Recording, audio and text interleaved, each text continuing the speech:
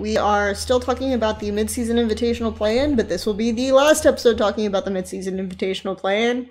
I know you were all bored. It's fine. The main stage is also going to start, so we're going to do a preview of that. We'll save that for after we finish talking about the mid-season invitational play-in. So, first of all, I think the biggest talking point for this is SuperMassive. We're kind of a SuperMassive disappointment. The death of SuperMassive. But I feel like this is about the same level that the Turkish representatives, like Fenerbahce, was at the last Worlds. So, like, they were just below the Vietnamese teams, basically. And they were still the best wildcard representatives otherwise. How big of an underperformance did you think this was? Because we both did say we kind of thought that SuperMassive would win out over EVOS.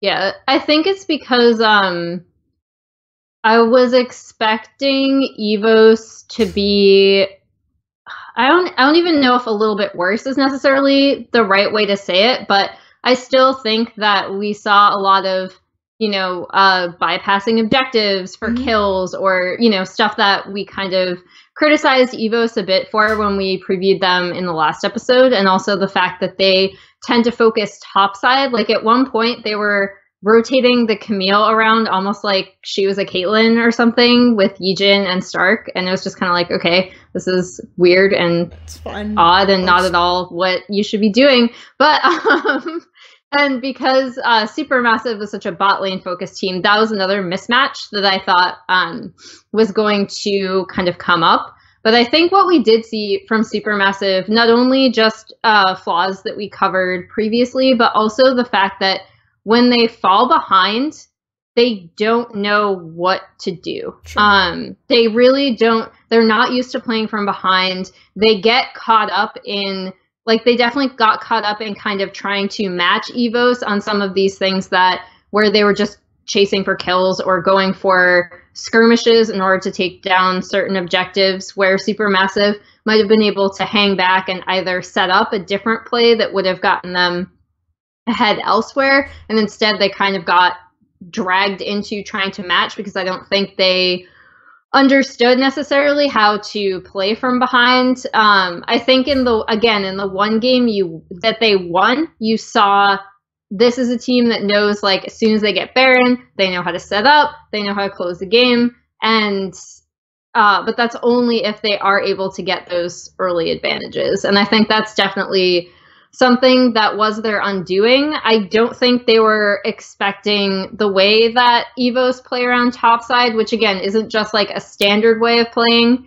Also, I feel bad for ever having called a farming jungler when they first started, like Ambition, for example, a fifth laner, because good God, Yijin is actually a fifth laner. Like, he is basically another laner for this team, and they he sees the jungle as a 1v1 straight up. Yeah, that's exactly what it is for him.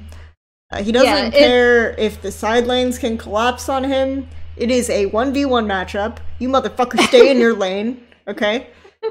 But this again is highlighting what we criticized them for a little bit, and what ended up being a really big issue is that SuperMassive's vision control is really poor. Like, there were situations where GBM would have push priorities, Zeitnot and Snowflower would have push priority from red side, and then Yijin would be invading their enemy blue buff, and what does GBM do? Because he has no idea that Yijin is there, because they don't have any vision, despite the fact that they have so much control on that side of the map. He dives Warzone at tower and just straight up ends it, and it's really unlucky, I guess. But it was just because there were so many opportunities and openings available that SuperMassive could have taken advantage of if they just managed to ward on push. This is like a big thing that you go over, is on first wave that you bounce, or on first wave, excuse me, not bounce, but on first wave that you crash to enemy turret. Crash, bounce, similar, I guess. Crash to enemy turret, you go and you ward. First wave, you crash to enemy turret, you go and you ward. They do not do that. Also, in their lane swap scenarios, you had a situation where they got first turret, and I think it was first game, like they got first turret, and they back on priority, so they're theoretically setting up their lane swap correctly, and they have priority top, so it's fine. And they go top side with the Caitlyn, but they push all the way to turret, and they're just like trying to constantly siege even when there's no wave there. And there's no vision. They get collapsed on, and the game turns in favor of EVOS. So it was just like, for me, a big problem with SuperMassive was their early vision control, in terms of not taking advantage of like how over aggressive Ejin was actually being.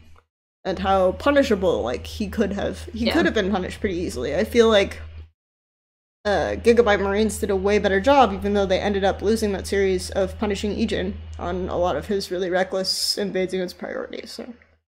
And I also think, like, so when we were talking about Vietnam just as a region, I think it's a bit unfair, I guess, to compare or to say that EVOS are like another Gigabyte Marines, because they do play a lot differently. I think the Gigabyte Marines of last year, I didn't fully understand them until I really started talking to people about, especially about Archie specifically, and how a lot of their setups and a lot of these things that kind of seemed really wacky on paper was actually because they were flexing Archie himself between different lanes. And then additionally, Levi is, in my opinion, a lot smarter jungler than Yujin is. I mean, he's way more experienced as well. Yeah, so I don't like that comparison has already cropped up, just because, like, they're both aggressive and from Vietnam.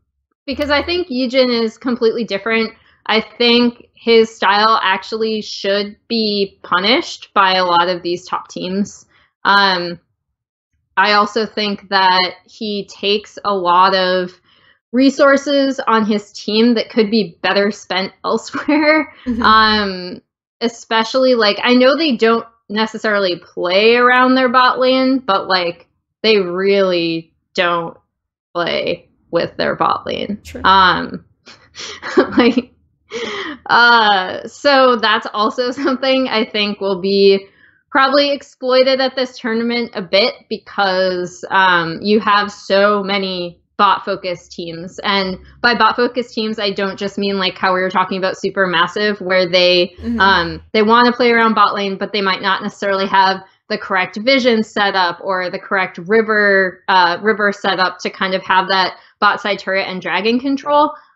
You saw, like, or we're going to talk about them later, but like Flash Wolves is a team that's just phenomenal at that, right? So, and I think a lot of these other major region teams should be able to punish the fact that EVOS really, really don't focus on their bot side at all. Yeah, I mean, I also think the interesting thing about EVOS in particular and Gigabyte Marines is, again, just to hammer this home, like, even though you can kind of say that Gigabyte Marines and EVOS both do sort of cheese-oriented strategies, like, I would say Gigabyte Marines understood the fundamentals of waves in the game, like, way better. And they were ahead of Immortals in terms of game macro decision-making in the games at Worlds, for example, whereas I feel like EVOS are really not on the same page. In terms of that, I think both of them have, like, practiced cheese strategies, but Gigabyte Marines are way more about, like, unexpected lane assignments and, like, these more game flow oriented cheeses, whereas EVOS are much more about, like, holds barred, our jungler will 1v1 you. And like, we know our jungler, it's similar to, like, old EDG, where it's like, we know our jungler is better than you, so we can play some of these strategies that seem less optimal. Yeah, I think if you look at EVOS's lane control, just in terms of, like, minion management, when to crash the wave, when to push down a turret, like, I don't think they have a necessarily great understanding of, like, when you should actually leave that turret up to deny XP, when that's kind of better as well. So again, I think that's another thing that the top teams will likely punish. And their side lane focus in lieu of controlling the mid lane is kind of odd as well. Like, not that paying attention to your side lanes is bad, because I actually think, like, for example, North American teams should probably, you know, take some cues as to how to split pressure inside lanes. But, like, just in terms of where the wave is and how Warzone is kind of controlling the mid lane, I think that can also be exploited as well. So yeah, we'll see. I just wanted to separate them from the Marines, right? Because I actually do think the Marines had some of these things that we're saying. Like, I do think Levi was a smarter jungler in terms of denying experience and advantages from his opponents. And then I also think Gigabyte Marines understood a little bit more about, like, wave pressure and where to apply pressure on the map and trade objectives. Whereas EVOS just kind of, even if it's like a turret that they maybe should leave up to deny XP or whatever, no, they just go and they crush that turret, and then they might not be protecting that side lane with Yijin because he's off, like, dueling someone. So it's, yeah, those are things that I would look out for when you're looking to try to understand this team, and also maybe understand why they might lose games against some of the major region teams. It's also, regarding Vietnam, even though this was public knowledge and a lot of people who frequent Reddit are aware of this, it's like, even talking to people who work on the broadcast, because I talked to casters a lot this week, they were surprised to learn that Vietnam has the second largest server by population, or the second, like, I guess you can't say server, but just region by population, because obviously China has a bunch of different servers, and they're all different sizes, but, like, if you added all of the Chinese servers together, they're obviously the largest population, and then Vietnam is after, like, larger than EU West and larger than Korea, 1.5 times the North American size, so saying that Vietnamese teams and players are similar and just making one-to-one comparisons like that is a little weird, because obviously we're going to get a lot of variety that way. But also pointing that out, it's a bit surprising, just going by population arguments, that Vietnam is not a better League of Legends region, right? Like, even so, there are issues where Gigabyte Marines players, they felt the need to cheese because their players couldn't get above like Diamond on the Korean server. Like, they just felt like that they were mechanically outclassed by a lot of the teams they were competing against. So they, even though they had better game understanding in terms of macro, they just didn't feel like they could do standard lanes. So from that perspective, it's just really shocking to me that Vietnam hasn't performed. So everyone's like really surprised and happy for the Vietnamese server, but I feel like this is like way overdue, right? Yeah. So it's just really interesting to see. And again, don't say that they're all the same team, that Yijin is the second coming of Levi, that Levi is the second coming different of SFM. Yeah. These three junglers are all very, very different. I would actually probably compare Yijin more to SFM than I would to Levi, though I think SFM is creative in his own way and has like a lot of game knowledge in his own way. But yeah, so it's an interesting perspective.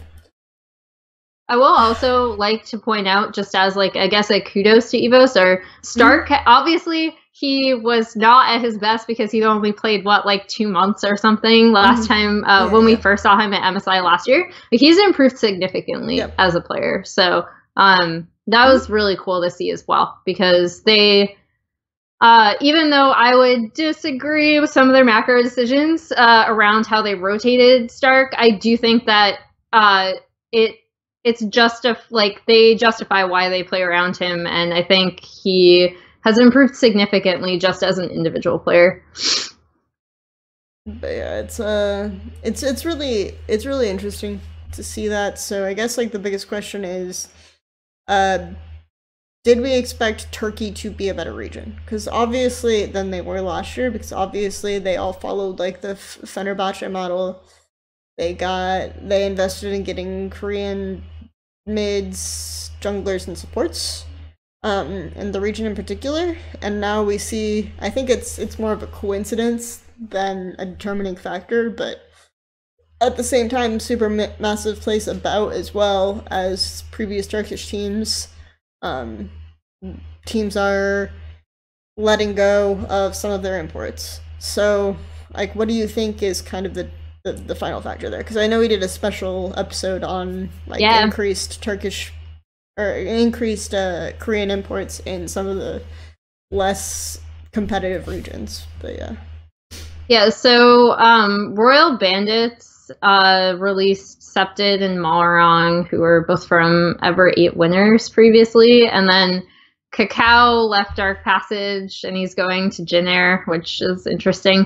And then with this team, so with Supermassive specifically, I do think you still saw some of, I don't know if it's a GBM thing or if it's like a team communication thing, but in terms of a lot of his flanks and his decision making with the rest of the team. Again, like, I don't know where this is orienting. I don't know where this is coming from, and I don't know if it's a miscommunication thing because of language or just a miscommunication thing on the team in general.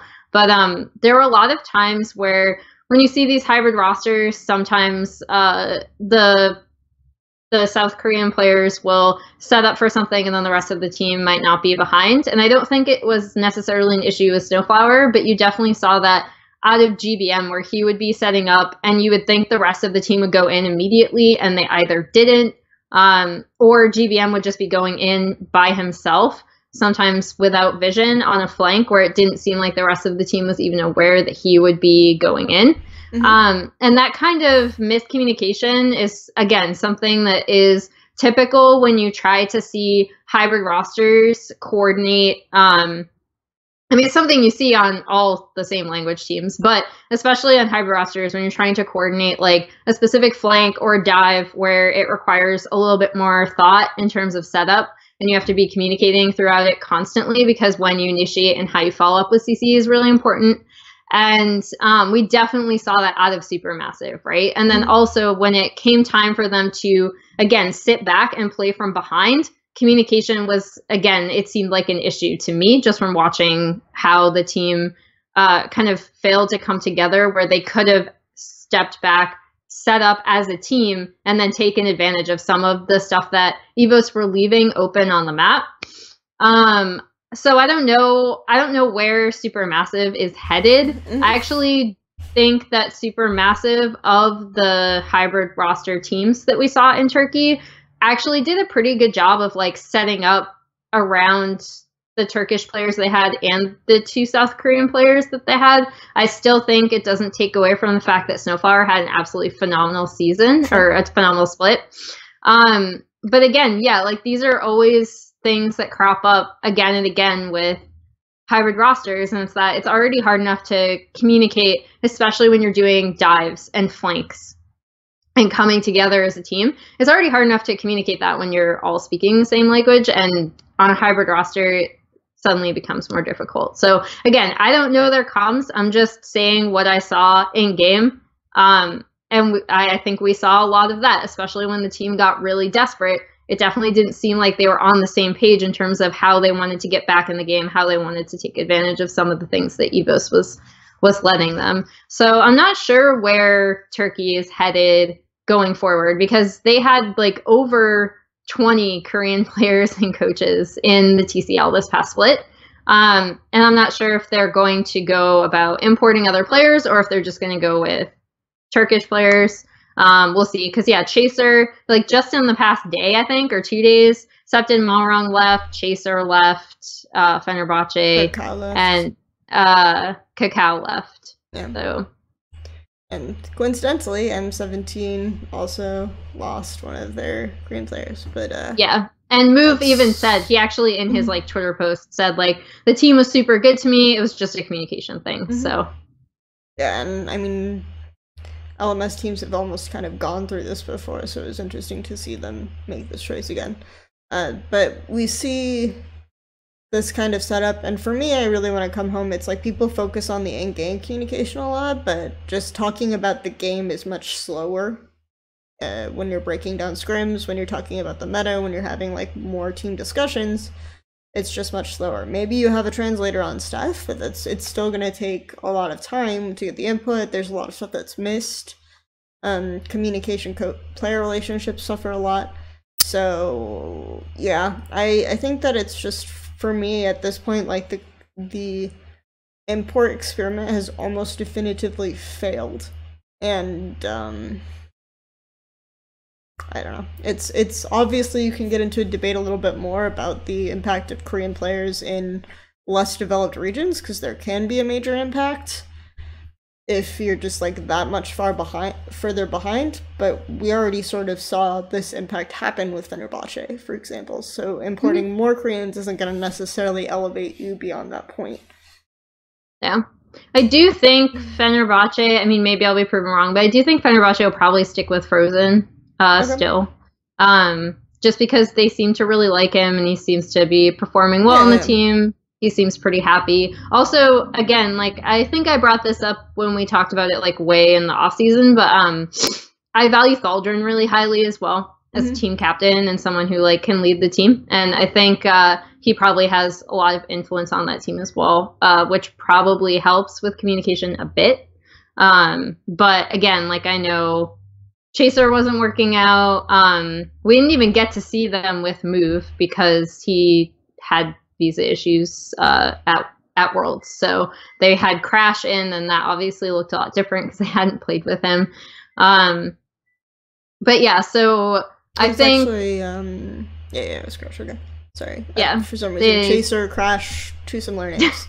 Both the CH names. But yeah, so it'll be interesting to see where Turkey goes from here. I do think you'll have a lot of teams pulling back and maybe looking at Turkish players or bringing over some more European players if they can find them from. And a lot of the Turkish players will actually speak English to an extent.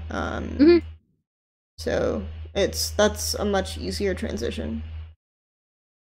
Anyway, I think we spent a lot of time talking about that first series, so go ahead and talk about the second playoff series then, which was the Flash Wolves versus Gambit Gaming. And I feel like this series is about as cut and dry straightforward, and it went pretty expected. There were a couple of lingering questions, because I think, like, what I pointed out with the vision control really came through here. We had Sword Art performing extremely well. The jungle situation in the early game was shaky as expected, but it's still, like, they ended up getting it together in games 2 and game 3 much more definitively. What do we think? Was there any surprise for you in this series overall, though? Not really, to be quite honest. I think the Flash Wolves, like, it's one thing to say, like, okay, coming out of this, we're going to see a new, smarter Flash Wolves around, like, the mid and late game, which is always what I look for from this team, right? Because typically, historically, because of, I mean, I give credit to Sword Art for this, and potentially Maple as well, who recently has been performing really well. But they always have a really strong early game, right? Like, starting with when they had NL, they had to come up with these really creative things to kind of play around the fact that he could only play a certain few champions and kept getting caught out while farming. And then it kind of evolved into, they had this just super strong early game, but then it was the mid and late game. And so this series didn't necessarily tell me much about that, other than the fact that Mugen stole Baron in the first game, and then they were able to close out from that. So I don't necessarily want to say, like, wow, the Flash Wolves. I actually think the more definitive turning point was the push bottom, right? Because they weren't able to, Gambit were able to set up the siege properly, and even though Flash Wolves' composition shouldn't be able to kind of beat them in fights at that point, they got better flank setup with vision. They managed, like, Gambit overstayed their tempo, and they just sort of lost out on that fight, and got caught out. Yeah. So for me, that was more the turning point. It showed that Gambit weren't going to be able to, like, transition their lead very well. They didn't understand tempo with their advantage. They didn't have good vision setup. So for me, it was much more about that than the Baron steal. Though obviously people are going to focus on the Baron steal.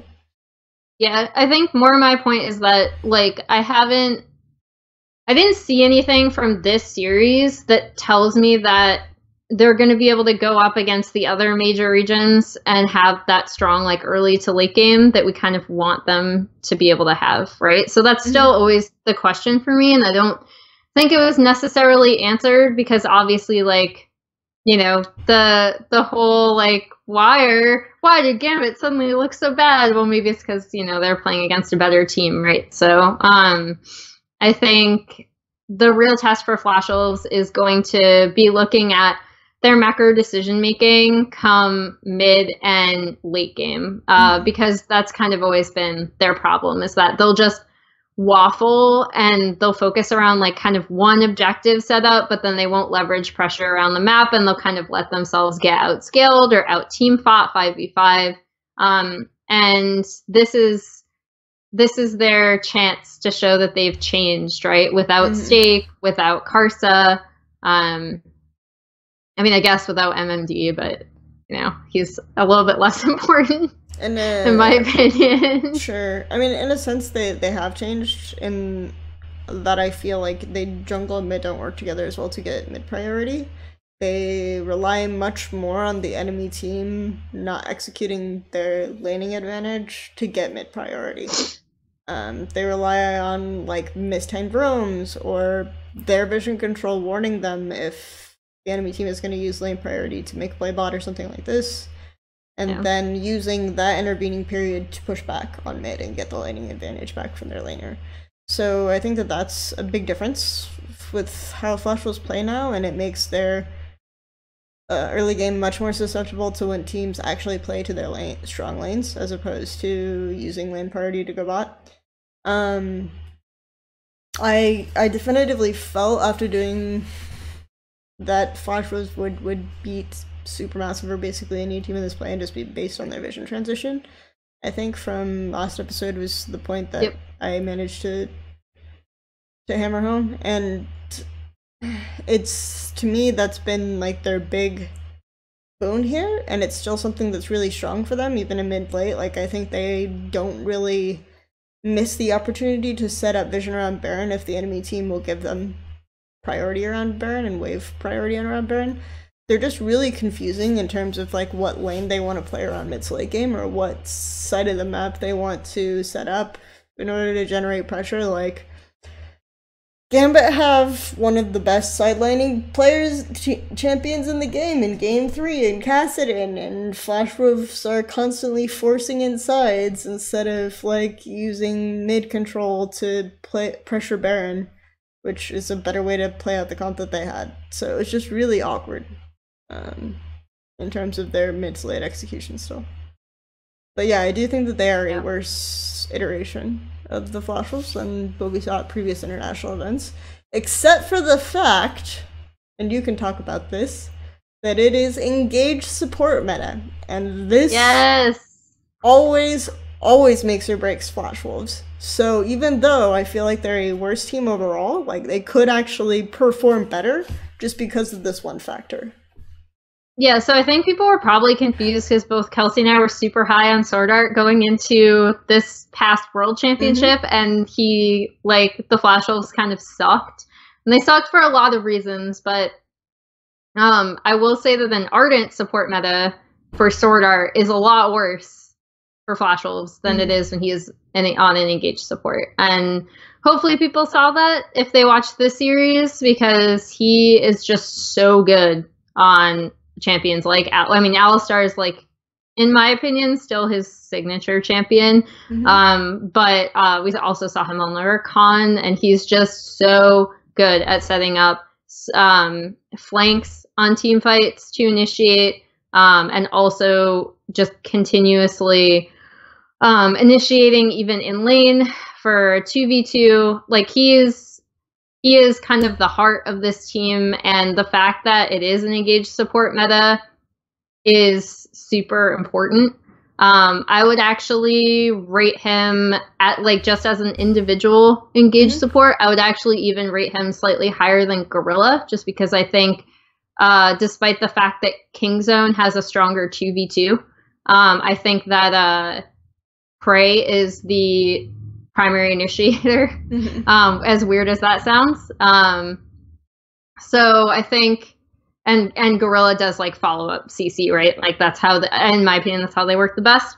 And so yeah, that is, even though like I don't want to necessarily say that the Flash Wolves are going to do super well, because I agree, like they still have, again, like similar problems where their mid to late game macro is not as good. And it's more about taking advantages of holes that other teams provide them, which might not be there when they start facing better opponents. But I do think that Sword Art on Engaged Champions is absolutely massive for this team. Sure. And also agree. Betty is performing a lot better too, just individually, which also helps. Like in team fights and stuff, not only is Sword Art just giving him like a ton of peel, but and also Mujin to some extent. We saw him on the Trundle, and he was really good at peeling and kind of slowing down and rearranging the team fight so that Betty could reposition really well. But I also think that this Betty is a lot different than what you saw from him at MSI and at Worlds last year. I still think he's a bit shaky, laning wise, but he ends up getting a lot of control when Sword Art is on supports where he's more comfortable with. So in terms of his individual laning prowess, I still question Betty a bit, but I think his teamfight positioning is pretty good. So yeah, and the support should lead the lane most of the time anyway. Yeah.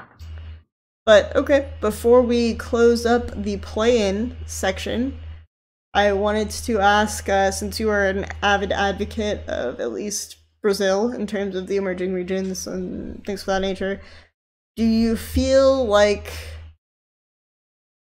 because I feel like it almost feels a little bit scripted, like the teams that we kind of expected to do well did pretty well.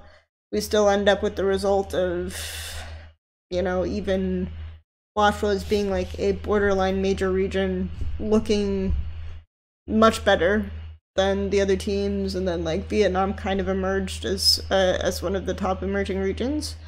And I mean, do you feel like first of all, do you feel like the objective of the play-in stage is to give more international competition to level up like the emerging regions? And second, if you agree with that, like, do you think that it is doing its job if it kind of has remained a similar level?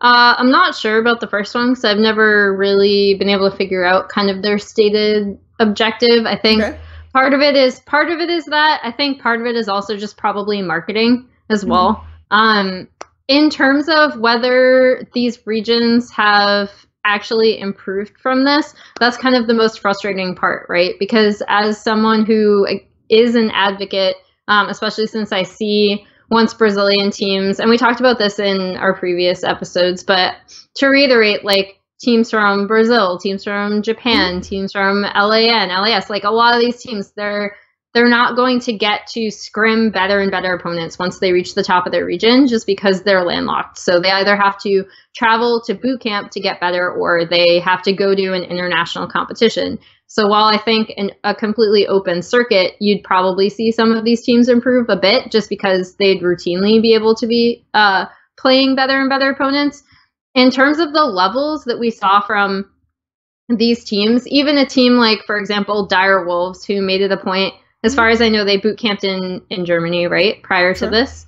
They still came out at about the same level, right? Or like Turkey still came out at about the same level, despite the fact that SuperMassive have been able to face EU, CS, and lower tier EU LCS teams. So it's actually quite frustrating, I guess, because on the one hand, I still want to continue to have these tournaments, right? But on the same page, I can totally understand why people are either frustrated because the outcome always seems the same, or it's also frustrating because like one group stage obviously is never going to be enough, right? So I'm kind of like, it's weird, but I'm kind of personally stuck because I do want to advocate for these regions getting better. Like I always want teams to get better and improve. Like it's just something you want to do. You want to see teams get better. You want to see teams play at a higher level always. And it is really frustrating to see how capped it seems like a lot of these top teams from each region are in regards to how much they can improve. Like I would actually say that, for example, Lion Rainbow Seven, right? Mhm. I actually think that they did improve somewhat in terms of, you know, from 2016, they were a win game team, and now they do show a stronger understanding of how the game actually works. But is that enough? No. Like, they still didn't perform as well Obviously, as Gambit. other regions have evolved as well. Yeah, so it's exactly. Like, they still have a really poor understanding of how to transition early leads through the mid game and late game and trade objectives, despite the fact they were kind of focusing more on scaling compositions. So yeah, that was, I mean, it is kind of frustrating because I definitely don't think this tournament is enough. And that's not like, again, like, I don't know, I hope people don't look at this and say like, oh, you're just dunking on minor regions. Like, no, I want them to get better. It's just unfortunate that, you know, this isn't, it still seems like the ideal situation is either some sort of open circuit where the top teams continuously play each other, or like, unfortunately, having your team scrim or boot camp in another region, which is expensive. Mm-hmm. And something that a team has to do for themselves. It's not something that Riot is obviously going to provide them. So yeah, kind of sucks. Yeah, I mean, it feels like Play-In has almost become more of a showcase of cute teams from around the world, you know? But it's unfortunate if you're a big lover of competition, that's kind of what it has to be. Because, I mean, most people think that I get great pleasure in shitting on other, like, people's hard work and stuff, but it's just, I do want teams to do better. Otherwise, I wouldn't be upfront about problems that they have. So, yeah, this is kind of the unfortunate reality of the situation. On that lovely note, depressing end. Once again, pointing out problems with no solutions. Just standard League of Legends commentary, ladies and gentlemen. But on that note, we are going to go ahead and wrap up this episode, and we'll have another episode out later today, going over the main stage. So for those of you who do not care at all about the play-in, you don't have to bother sifting through this shit anyway. So, good stuff.